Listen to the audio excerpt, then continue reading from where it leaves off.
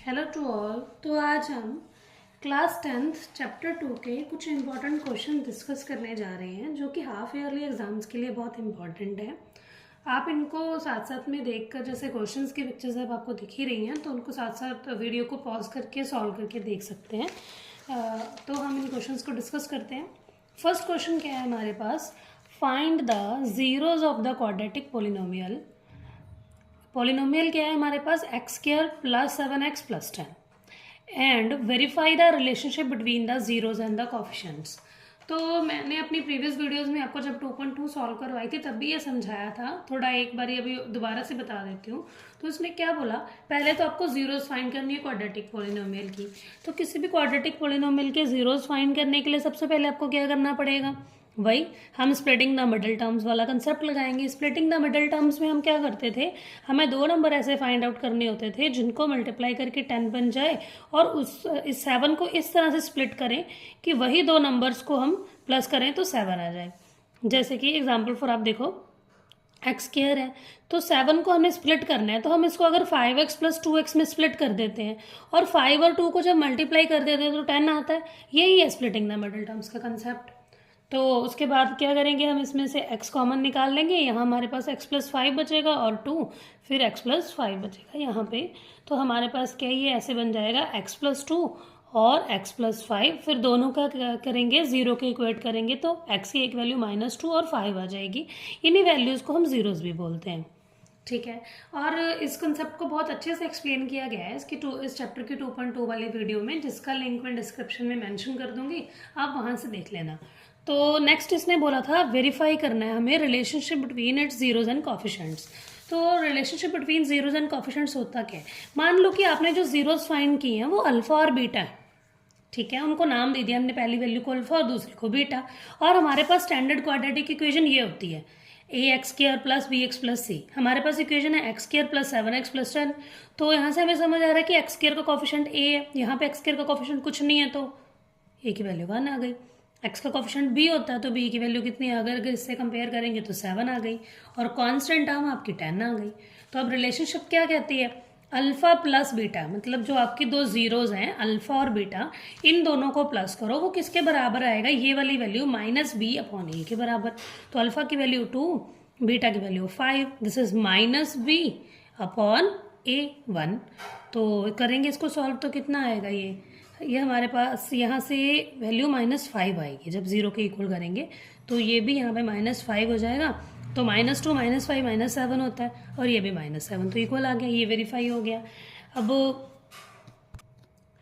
अब नेक्स्ट देख लो, अब हमें प्रोडक्ट ऑफ जीरोज जिसको बोलते हैं हम अल्फा इंटू बीटा, तो वो देख लेते हैं, अल्फा इंटू बीटा। अल्फा की वैल्यू क्या आपके पास -2, बीटा की वैल्यू -5 है, तो इनको सॉल्व कर लेते हैं। आगे क्या है, ये सी बटा ए के बराबर होता है, सी अपॉन ए, ये लिखा हुआ है। तो सी की वैल्यू हमारे पास 10 है और ए की वैल्यू 1 है, तो इन दोनों को मल्टीप्लाई करके 10 आएगा और ये भी 10 है। तो इस तरह से ये रिलेशनशिप वेरीफाई हो जाएगी। और इन क्वेश्चंस को मैं दोबारा बता रही हूँ कि हमने 2.2 के सोल्यूशन वीडियो में बहुत अच्छे से सॉल्व किए हो, आप वहाँ से देख लेना। नेक्स्ट क्या है हमारे पास, तो नेक्स्ट क्वेश्चन में क्या है, find the quadratic polynomial the sum and product of zeros. Zeros को क्या हम अल्फा और बीटा लेते थे, तो उसने बोला सम ऑफ जीरोस तो अल्फा प्लस बीटा, किसके इक्वल हो जाएगा, ये -3। और product of zeros it means alpha into beta, और ये किसके इक्वल हो जाएगा, 2 के इक्वल हो जाएगा। और वैसे हमारे पास अल्फा प्लस बीटा किसके इक्वल होता था, -b अपॉन ए के बराबर, और यहाँ से c अपॉन ए के बराबर होता था प्रोडक्ट ऑफ जीरोस, जिसको हम अल्फा इंटू बीटा बोलते हैं। तो फिर यहाँ से हमें a की वैल्यूज कुछ नहीं दिख रही हैं तो वो 1 होंगी, -b इक्वल टू -3 है, इट मीन्स b की वैल्यू 3 आ जाएगी और c की वैल्यू 2 आ जाएगी। तो यहाँ से हमारे पास ये वैल्यूज आ गई। तो हमें तो पोलिनोमियल ही फाइंड करना है, तो क्या होता है, स्टैंडर्ड क्वाड्रेटिक पोलिनोमियल ये होता है, ये वाला ax square plus bx plus c। तो हम इसमें वैल्यूज रिप्लेस कर देते हैं, 1x square plus 3x plus 2, तो आपका कुल ये आंसर आ जाएगा, ठीक है। तो नेक्स्ट क्वेश्चन देख लेते हैं। नेक्स्ट में क्या बोला उसने, if alpha beta are the zeros of the quadratic polynomial. वैसे ये फर्स्ट 2 क्वेश्चंस मोस्ट इंपॉर्टेंट है, बाकी क्वेश्चंस भी इंपॉर्टेंट है बट इनमें से ज़्यादा आने के चांसेस रहते हैं एग्जाम में। If alpha and beta are the zeros of the quadratic polynomial 5x square plus 5x plus 1 find the value of, हमें अल्फा स्केयर और बीटा स्केयर की वैल्यू फाइंड करनी है और अल्फा रेज टू पावर -1 और beta raise to power -1 इसको solve करना है। ये क्वेश्चन बहुत इंटरेस्टिंग है।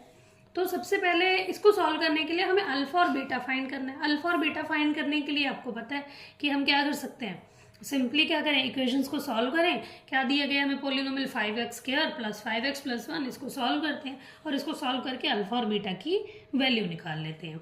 एक मेथड तो इसके लिए हमारे पास, ये सबसे बेटर मेथड तो यही है, लेकिन हम कुछ और भी कर सकते हैं। अगर हम ये ना करना चाहें कि हम इक्वेशन को सॉल्व ना करना चाहें, हमारे पास आंसर आ जाए, तो हम क्या करते हैं, इस इक्वेशन को ले लेते हैं। देखो जैसे कि थर्ड क्वेश्चन है हमारे पास 5x square plus 5x plus 1 और हमें वैल्यू फाइंड करनी है इसकी, alpha square plus beta square की। तो ध्यान से देखना, सबसे पहले अल्फा प्लस बीटा की वैल्यू क्या होगी हमारे पास, क्या होता है -b/a, और ये b की वैल्यू है तो -b, ये a की वैल्यू है 5, दिस इज -1 आ गया।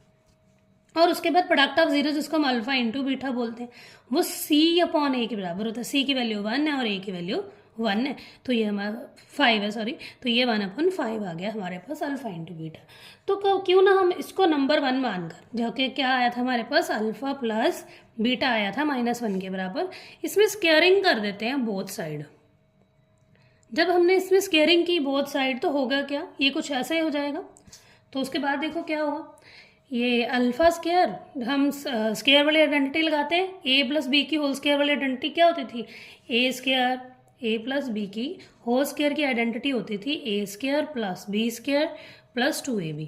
तो इसमें भी हम वही लिख लेते हैं, alpha square plus beta square plus 2 alpha beta, और यहाँ से -1 का स्क्वायर करोगे तो 1 आएगा, ये हमें पता है। देखो alpha square plus beta square, ये वैल्यू तो मुझे फाइंड ही करनी है, ये हमने लिखा था ना कि हमें ये फाइंड करना है, तो इसको तो मैं एज इट इज ही लिख लेती हूँ, इसको तो देखने का मतलब ही नहीं है। और 2 इंटू अल्फा बीटा है, अल्फा बीटा मतलब अल्फा इंटू बीटा, और अल्फा इंटू बीटा की वैल्यू हमारे पास क्या है, 1/5 है। तो ये क्या हो जाएगा, alpha square plus beta square, 2 into 1/5 2/5 उस साइड जाके माइनस कर देते हैं, तो ये यहाँ मल्टीप्लाई 5 - 2/5, ये आ जाएगा 3/5। तो इसका आंसर हमारे पास 3/5 आ जाएगा। क्लियर। और इसने एक और क्वेश्चन पूछा है हमसे, वो एक और क्वेश्चन क्या है कि हमें अल्फा रेज टू पावर -1 और plus beta raise to power -1 की वैल्यू फाइंड करनी है। तो ये कुछ ऐसे दिए गए ना आपको, अल्फा रेज टू पावर -1 और बीटा रेज टू पावर -1, तो हम कैसे लिखते हैं इनको, अगर किसी चीज़ की पावर नेगेटिव होती है तो उसको ऐसे रेसिप्रोकल करके लिख लेते हैं, तो पावर पॉजिटिव हो जाती है एज इट इज़। तो एक्चुअली में पावर थी 1, इसीलिए उसको लिखा नहीं, अगर 2 होती तो हम जब रेसिप्रोकल करके लिखते तो हम उसको पॉजिटिव का 2 लिख के दिखा देते। ठीक है, तो अगेन क्या करें, यहाँ से एलसीएम ले लें, अल्फा और बीटा का एलसीएम क्या आएगा, अल्फा बीटा, तो ये यहाँ बीटा प्लस यहाँ होगा तो ये अल्फा आ जाएगा, और ये beta plus alpha plus beta एक ही बात है, तो beta plus alpha plus beta की वैल्यू हमारे पास कितनी आई थी, -1 आई थी, तो ये वैल्यू हम यहाँ रिप्लेस कर देते हैं। और अल्फा बीटा इन दोनों का प्रोडक्ट कितना आया था हमारे पास, 1/5 आया था, तो ये फिल कर देते हैं यहाँ पे। 1/5 को हम अगले स्टेप में क्या करते हैं, यहाँ पे रेसिप्रोकल करके लिख लेते हैं, तो ये हमारे पास -5 आएगा। तो इस क्वेश्चन का answer alpha raise to power -1 और बीटा रेज टू पावर -1 का आंसर हमारे पास -5 आ गया। ऐसे क्वेश्चन एग्जाम में आने के चांसेस रहते हैं, बहुत अच्छा क्वेश्चन है। तो नेक्स्ट क्वेश्चन क्या है हमारे पास, if 1 0 of the quadratic miss हो गया ये, the given linear polynomial y equal to f(x). देखिए अब इसमें सबसे ध्यान रखने वाली बात क्या है कि y इक्वल टू f(x) बोला गया है, इट मीन्स जो भी हमें y की वैल्यू देखनी है वो फंक्शन x को ध्यान में रखे हुए देखनी है। ठीक है, तो सिंपल सी बात आप इतना समझ लीजिए, बस यहाँ पे x दिया तो आप सिंपल चेक कर लो कि जो ग्राफ है वो ग्राफ क्या कर रहा है, वो x एक्सिस को कितनी बारी कट कर रहा है। अगर यहाँ पे f(y) होता और यहाँ पे x होता तो हम y एक्सिस वाला देखते हैं, अब ये x है तो x एक्सिस वाला देख लेते हैं। ग्राफ ने कितनी बारी काटा, x एक्सिस को एक बारी कट किया, तो ऑप्शंस क्या है, जैसे 2 zeros है इसकी, 1 0 है जो कि 2 है, और 1 0 है जो कि 3 है, और 9 zeros है। एक्चुअली इसका आंसर नन ऑफ दीज आना चाहिए था, क्योंकि 1 0 तो बन रही है, ऑप्शन नहीं है ना यहाँ पे, एक्चुअली 1 0 तो बन रही है, क्योंकि ये देखो x एक्सिस पे कट कर रहा है, लेकिन वो 0 2 या 3 नहीं बन रही, वो 0 1 ही बन रही है। देखो ना 1 पे कट कर रहा है, तो इसलिए नन ऑफ दीज इसका आंसर पिक कर लेंगे। चाहे आपके पास ऑप्शन होता कि 1 0 है जो कि क्या है 1 है, तो हम उसको भी ओके कर देते। तो यहाँ पे हमारे पास 2 zeros वाला ऑप्शन कैंसिल है। देखो एक्स एक्सिस को सिर्फ एक बार ही टच कर रहा है। 1 0 वाला ऑप्शन हो सकता था पर उसने बोला कि वो 2 होगी, क्योंकि 2 पे कट नहीं कर रहा, तो ये ऑप्शन कैंसिल हो गई। 3 भी नहीं होगी क्योंकि 3 पे कट नहीं कर रहा। नन ऑफ दीज का ऑप्शन हम इसके लिए चूज कर लेंगे। तो नेक्स्ट क्वेश्चन देख लेते हैं। नेक्स्ट क्वेश्चन में क्या बोला, if 1 0 of the quadratic polynomial, ये क्वाड्रेटिक पोलिनोमियल आपको दिया गया है k-1 into x square plus के एक्स प्लस 1 इज -3, देन दो। तो हमें क्या करना है, इसकी एक वैल्यू तो हमें दी गई है, तो वैल्यू जस्ट आप पुट करो और k की वैल्यू निकाल लो। हमें क्या करना है, यहाँ से k फाइंड करना है। तो सिंपली क्या करते हैं, इसी पोलिनोमियल में वैल्यू पुट कर देते हैं। पोलिनोमियल लिख ले, ये हमारे पास 5th क्वेश्चन है। तो ये है k-1 into x square plus के एक्स प्लस 1। तो वैल्यू हमारे पास -3 दी गई है, तो पुट कर देते हैं। -3 स्क्वायर प्लस के इंटू -3 प्लस 1, और वैल्यू पुट की है तो उसको इक्वल टू 0 रख लेते हैं। तो ये -3 का स्क्वायर करेंगे तो 9 आ जाएगा हमारे पास, और k इंटू -3 के होता है प्लस 1। 9 को मल्टीप्लाई कर दो, 9k -9 -3k plus 1 equal to 0। इन दोनों को देखोगे तो कितना आ जाएगा, ये 6k आ जाएगा, और ये आपका माइनस का 8 आ जाएगा। तो -8 अगले स्टेप में वहाँ जाके प्लस का 8 हो जाएगा, और 6 यहाँ मल्टीप्लाई हो रहा है तो वहाँ जाके डिवाइड हो जाएगा। 8/6 को हम 4/3 लिख सकते हैं। तो यहाँ से हमारा ऑप्शन ए क्या होगा, हमारा आंसर आ जाएगा। ठीक है, तो नेक्स्ट इसका 6th क्वेश्चन देखते हैं आप। तो 6th क्वेश्चन में क्या दिया गया, एक और एमसीक्यूज आगे, a quadratic polynomial whose zeros are. एक क्वाड्रेटिक पोलिनोमियल हमें फाइंड करना है जिसके जीरोज गिवन है। तो जीरोज गिवन है, इट मीन्स क्या गिवन है, हमें अल्फा और बीटा की वैल्यू गिवन है। तो जब अल्फा और बीटा की वैल्यू गिवन है तो उनको लिख लेते हैं। तो अल्फा की वैल्यू आपके पास -3 और बीटा की वैल्यू है आपके पास 4। तो हमारे पास फॉर्मूला होता था ना, alpha plus beta equal to -b/a। तो अल्फा क्या है, -3 है, और बीटा क्या है, 4 है। तो ये हमारे पास कितना आ जाएगा, 1 आ जाएगा।